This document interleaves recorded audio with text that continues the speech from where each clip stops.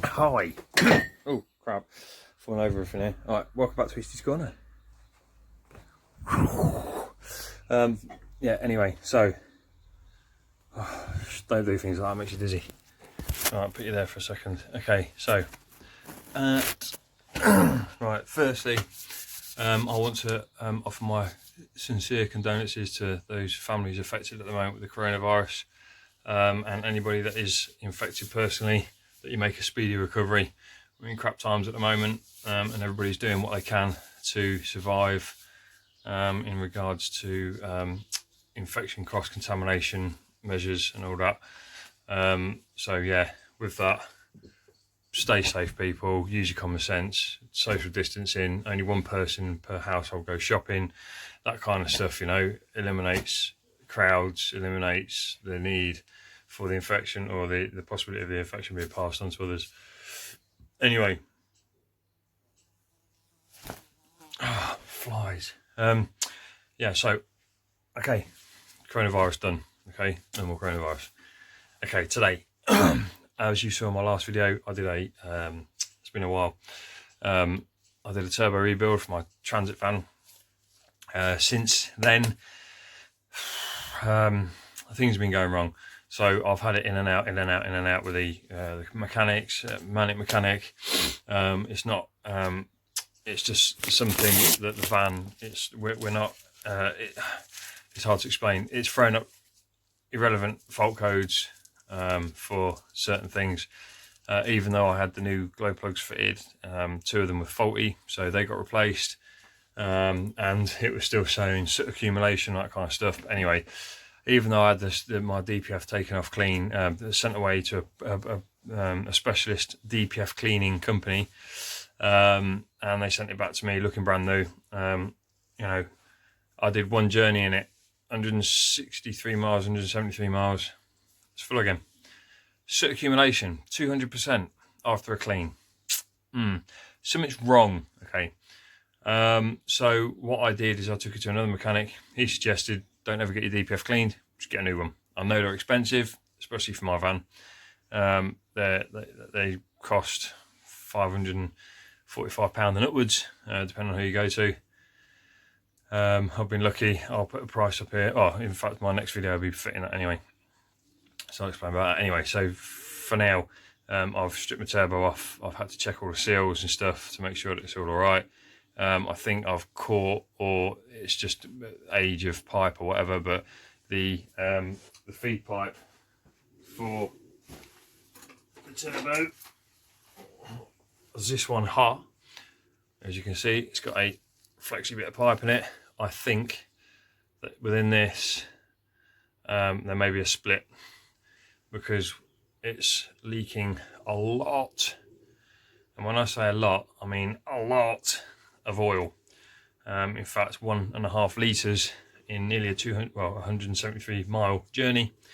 So yeah, I think maybe it's either the copper plates or the copper washers that have deteriorated so much that oil's getting through, or this pipe here has got a split in it somewhere. Actually, it looks rather caked on that side, so it's probably split. I have to take it apart, investigate it, see what I can find. Yeah, so that pipe, yeah, I'm hoping it's this pipe. It's caused me a lot of hassle, and a lot of cleaning, shall we say. Oh no, I'm more cleaning right now. Give me a second. Sorry about that. Put the pipe down, loads of oil came out of it all over my floor. Got to put some shavings down, suck it up a bit. Anyway, so yeah, I'm hoping it's that pipe that's caused me all this issue. So under boost, it's just like oil coming out everywhere. So whether it's the copper washers that are that have I don't know, I was going to say corroded away, they haven't, that have just come to their end of their expiry life or whatever, or it's the pipe that's actually split within the braiding. I'm hoping it's that. Anyway, so I bought a new pipe and it came today. I did order one last week because that's what I believe it to be, for a price of £12.99, and due to the coronavirus, they decided 4 days later to tell me they'd refunded me and that they're not sending the pipe because of the coronavirus. Okay, whatever. So I ordered another pipe for another company. Oh look, Ford genuine part. Okay, Ford parts, another pipe. Okay, £39.95. Okay, 4 times the cost, but it's here. Okay, with new copper washers on, and it's all brand new. So yes, that's the oil feed pipe for the turbo. So on that note, I've already taken the turbo off and that kind of stuff. I should have done a video yesterday, but I was tired. Just come back from doing night shift and driven around miles and, you know, no sleep. Anyway, there's not really anywhere I can put this phone for you to watch. So I'll have to keep coming back to you and letting you know. But anyway, I'll let you see this first. That's the hole where the turbo should be. Okay, as you can probably see, I don't know if you can actually. It's got a light in there. So it's a good thing about doing these videos mobile phone, it keeps it raw and real. Okay, so I don't know if you can see, but there is quite a lot of oil about my engine bay, which I've had to clean up for obvious reasons. Yes, so going to fit the turbo now and get all them bits in, and then I'll fit the new feed pipe, oil feed pipe. Yeah, so I'll have to keep sort of I'm going to get really oily and I don't want to keep touching my phone, so I don't know what I should do here in regards to you guys being able to see what I'm doing. I don't know. Yeah, alright, cool.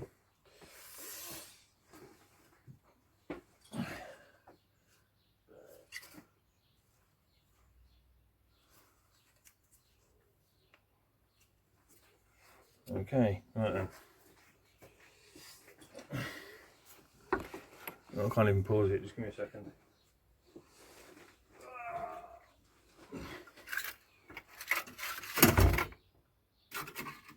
Okay.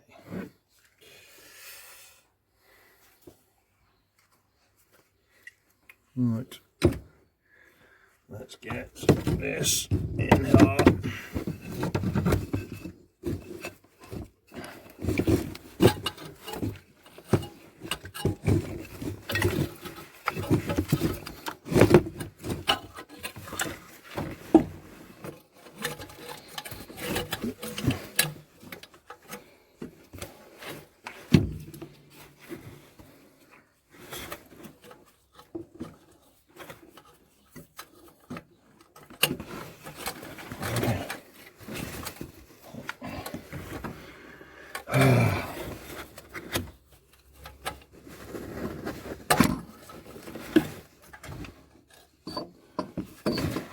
Get this in place.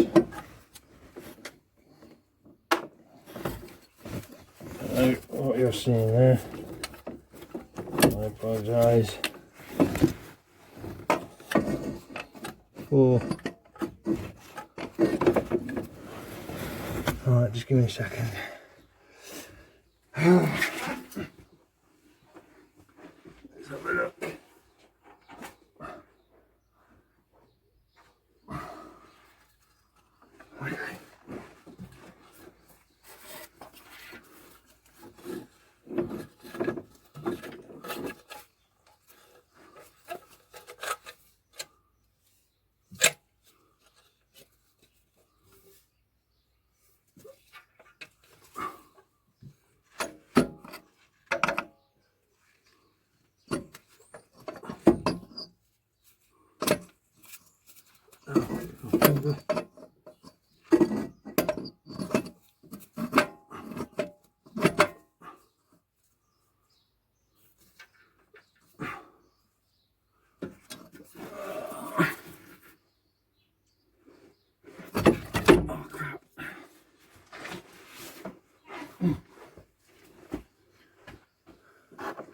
Right.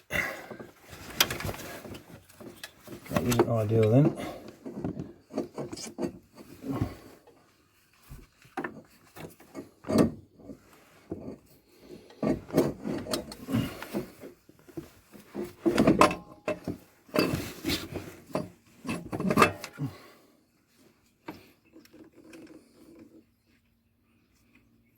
Putting the nuts on for the manifold to turbo.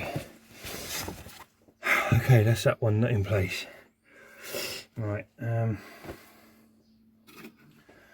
throw there.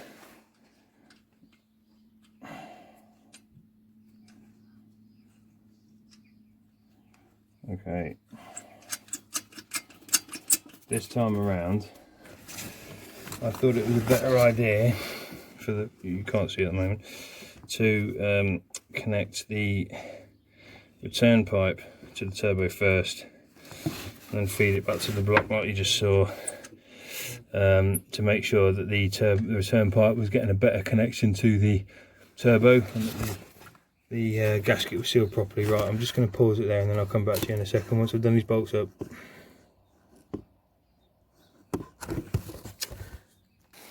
Okay, that's 3 nuts, 13mm, that holds the turbo onto the manifold. I'm now going to put in the return pipe if I can. I think that's a 10mm. Oh. 10mm bolt holds that in place. Let's see this up here. Here, there's a plate here that holds it in place. I think that's a 10mm. Yes, it is. That's a 10mm. So basically, there's like a little collar on the return pipe here. Let's see if I can get you in a better position. Here, look. That slides onto, and then put the bolt in. You do it up and it should push it in. So I'm back in a minute. Hi, sorry about that. Right. Okay, as you can see, you can, hang on a second, get some light in there. Turbo back in place. Oil return pipe back in place. The cat is back in place. I've just got to bolt it in now, the cat that is. It took a little bit of leverage to get that return pipe back in. What I did was stuck an open-ended spanner on the pipe where the ridge was, and I used this little bar and just gently push it in, just gently push it in. Obviously it's only tin or whatever that pipe's made out of, and you give it a little tap and then bent it, or dented it, shall I say. Anyway, it's in place now, so all good. Yeah, so all I've got to do now is get the bolts in for the cat to turbo, and once that's done,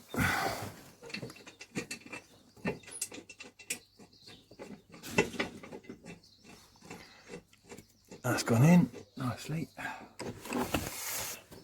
Yeah, always make sure when you're putting things back together again and it's got 2 or 3 bolts, you get all the bolts in, make sure that the thread has actually taken and all the holes are lined up properly, because with this working towards myself so I can't see what's going on, you have to give things a little jiggle sometimes just to make sure that the thread is taken. Yeah, so let's get this done up now. So yeah, ratchet spanners, very good on jobs like this.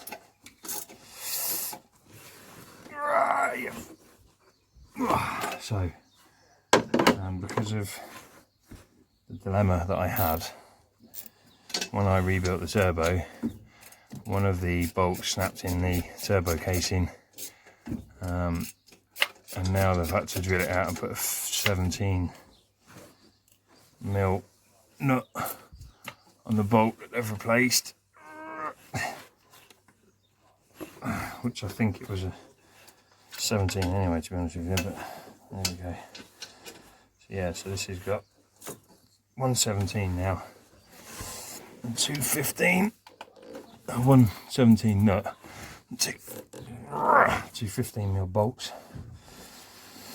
Okay, once that's in place and that's done up, which it is done, I'm now going to do up the close up then of my ugly face. I'm going to do up the bolt for this one here, look, that holds the oh no, hang on a minute, that's it, that holds the catalytic converter to the block. Well, in fact it's the where the gearbox mounts to the block.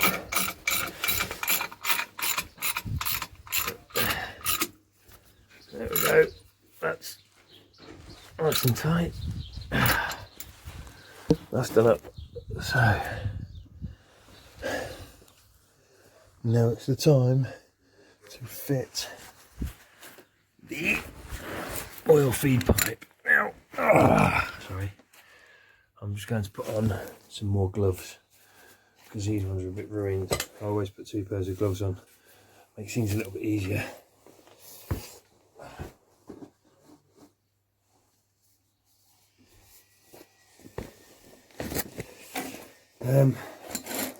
Oh, by the way, before you start moaning and saying, oh, you could donate them to whatever, these were bought months and months and months and months and months and months ago, and I need them for my own use as well, plus I use them to protect myself against everybody else in the current situation that we're in. So there we go. Right then, so here we have new pipe, and what we'll do with the old pipe, let's put that in there. Stop it leaking everywhere.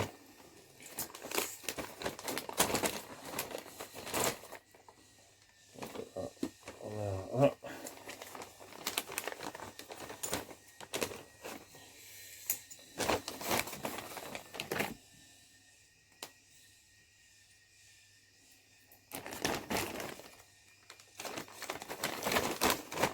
Okay. Now,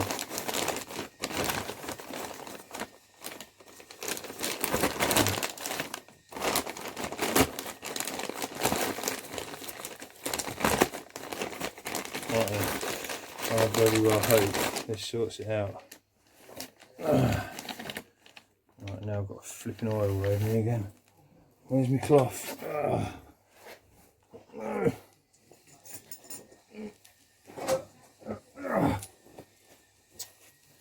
The gloves are all over me already. Right then. So this is a delicate operation. Well, I say a delicate operation. 2 10mm. Sorry. Flip round again now. Right, I can't find it. Where is it? Okay. So for this job, you're going to need 10mm socket and an extension bar, okay, because the bottom one, this one here, goes to the block behind and above the, say behind, it's really hard to see, the power steering pump. Right. So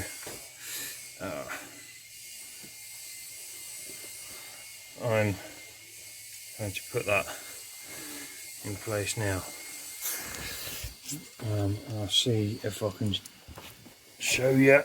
You might not be able to see because it's incredibly hard for me to see. It's not in direct eye line, shall we say. Okay, so I'll put this here. That's not going to go.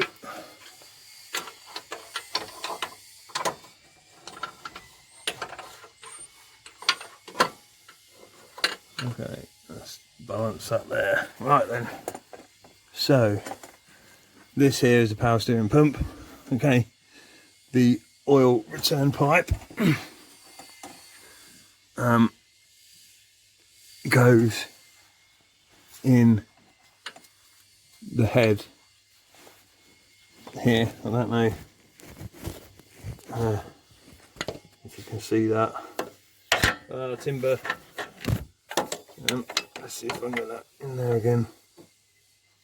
So if you're looking and you can see it, oops, okay, get my hand away, you can see it goes in on the top one anyway. There was two holes there, one little one and one just above it. It won't goes in the one above it into the block itself. So I've got, the hell is going on with this flipping light? Stop! There we go.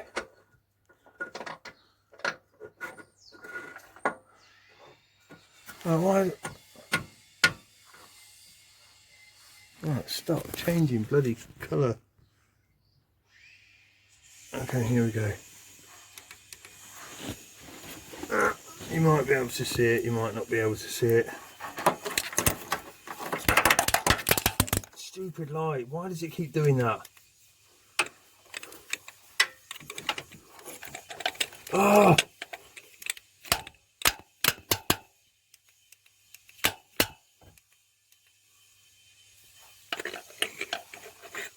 Okay, that top hole. Right, I'm going to leave my temp now, hang on. Right, I managed to find a mounting point for the light, so I'm going to try and show you once more. Okay, here we go. I don't know if you can focus on that, but it's around there somewhere. Okay, I can't actually see it, that's why I'm doing it like this. Anyway, so I'm going to try and put that in now, so I'm back in a second. Okay, that's that pipe fitted. Right, now I'm just connecting up the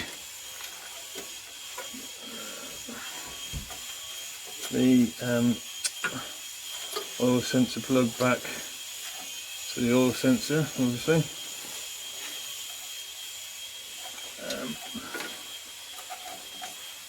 I don't want it. Yeah. There we go. That's that back. Why does that have that there like that? Do I need to put it around? Okay, yeah. Maybe I need to do it like that. Put it around there.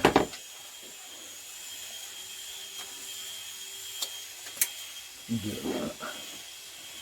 That's better. There we go, that's better. Right then.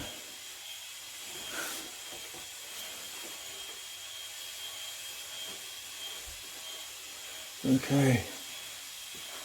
So now then, so I've fitted the turbo again.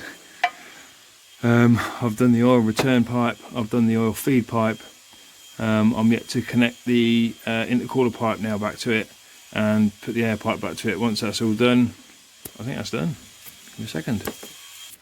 Okay, so I have just put in place the intercooler pipe. As you can see, this pipe I'm banging on, this one here, to the turbo, back to the intercooler. And just got to do up the clamps again, and that's back in place. Oh yeah, also I've reconnected the breather pipe. As you can see, breather pipe's got oil in it. I don't know if that's something to do with well, I don't know what it's to do with, to be honest with you. obviously, because if I was a mechanic, I'll be giving you real advice, proper terminology and all that malarkey. So yeah, I've been told not to worry about a little bit of oil in that breather pipe, because that's what it's for. It's oil breather pipe. Anyway, so what I'll do now is do that pipe back up. 7mm. Oh no, I've got oil on my phone. That cleaned up later. So now, if you can see down here, this one here, look. I'm going to do that up now.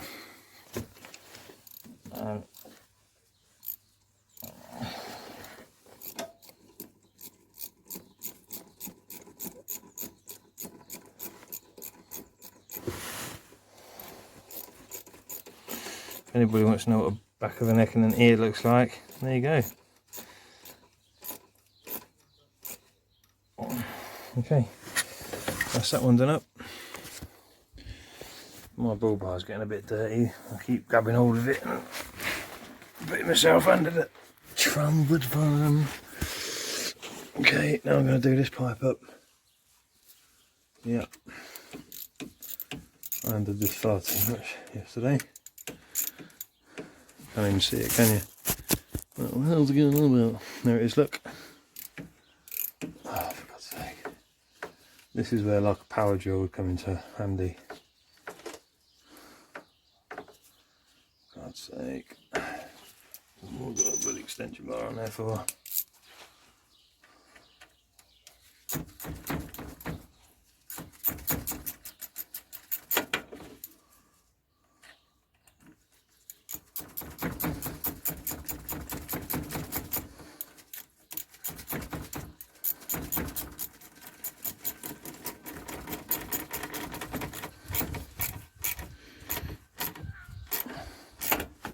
Oops.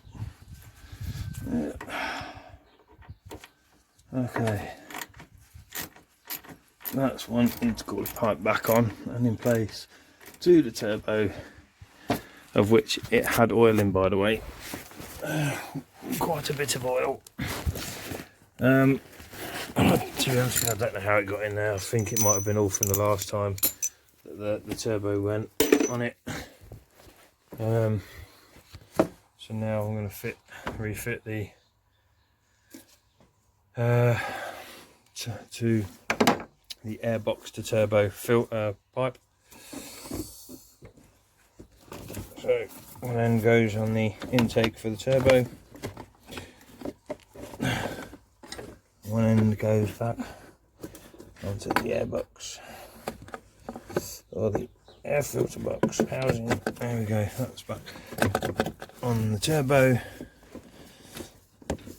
that's back on the air box filter, whatever you want to call it, and the breather pipe for the oil is a bastard to get on, excuse my French.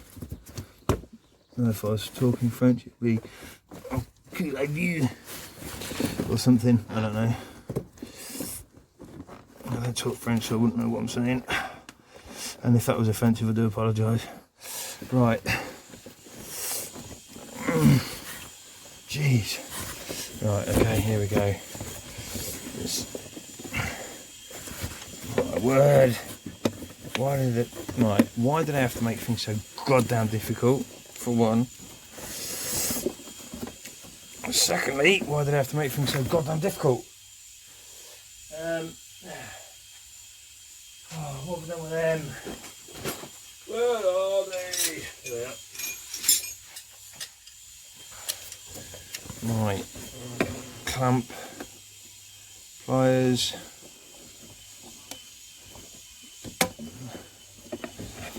right, this is not happening properly at all, is it?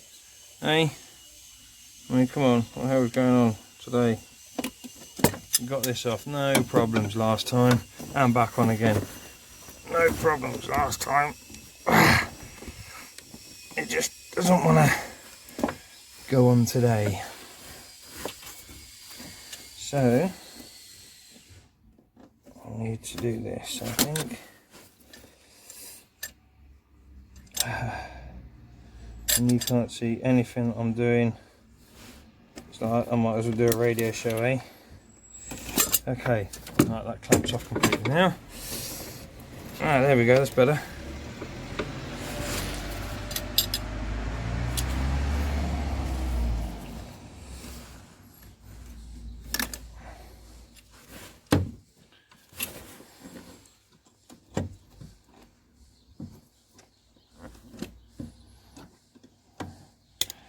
Okay, and clamp needs to go back on.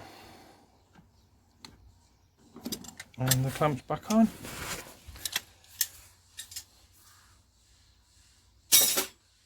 Don't ever throw tools in the workshop, things always get broken.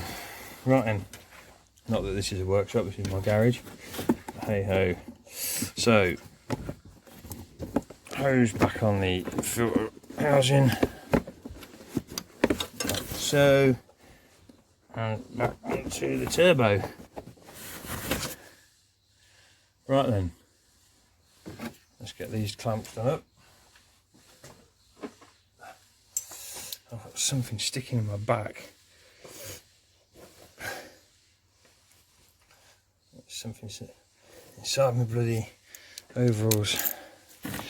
Right then, so let's do that one up.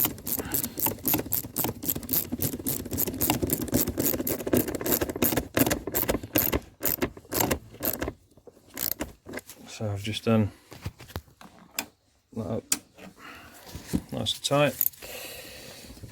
Make sure you re-establish all your wires, hoses and clips back into where they're supposed to go. This keeps them free from vibrating on other things, chafing and getting broken or splitting your hose. So yeah, just be careful, make sure you put all your hoses back where they're supposed to go. Oh, and your wires and stuff. Last thing you want to be doing is going down the road and you've got a wire that's just rubbing backwards and forwards on an edge, and next thing you know it makes contact with a bit of metal and you have a short, and then you have a fault code throwing up. So you get that part changed and you still don't know, because it's still not working, you still don't know what it is, and it's because that wire keeps shorting out because you've not put it back to where it was supposed to have been in the first place. So I'm just trying to get, where the hell is that gone? There, look. Okay, that's back on now. That's back on. That needs to go there. That needs to go there. Look at that. Okay, so turbo's back in, pipes are back on, it's all piped up. Only thing left to do now is go and pick up my DPF. When it's ready, I will get a phone call to let me know it's ready. I'll get that DPF picked up and then fitted, and then I can start it up and test it all. Look, clean hand, slightly dirty hand. That's why I wear two pairs of gloves, because you always get one, just catch on something, split, and next thing you know, you might as well not bother putting bloody gloves on because your hands are all greased up. And it looks like I'm going to have a shower yet again. Okay, basically that's it for now. I'll edit this video, I'll get posted on YouTube, yeah, and then I'll have another one a little bit later on with a DPF fitting. Yeah, I'll leave that until the next video. So make sure you've got plenty of gloves. Keep your hands clean. You don't want to be, right, it's all up my arms now as well, look, dirty. Yeah, try and keep as clean as possible. Keep your stations clean. Stations being your working areas. Any oil that you spill, I have a bag of shavings. Put it on there straight away. It soaks it straight up and stops your floor becoming all stained with oil like this here. And I've had some oil spilt here, look. Put some shavings down. Oh, and it still stains your floor. But yeah, at least it's there's no more oil on the floor, but just a bit of a stain. Anyway, yeah, so on that note, I'm going to stop waffling now, because you're probably getting bored of me. So when you do something like this and you've had a bit of a leak, always check your oil level. Make sure it's on the dipstick. If it's not, top up accordingly.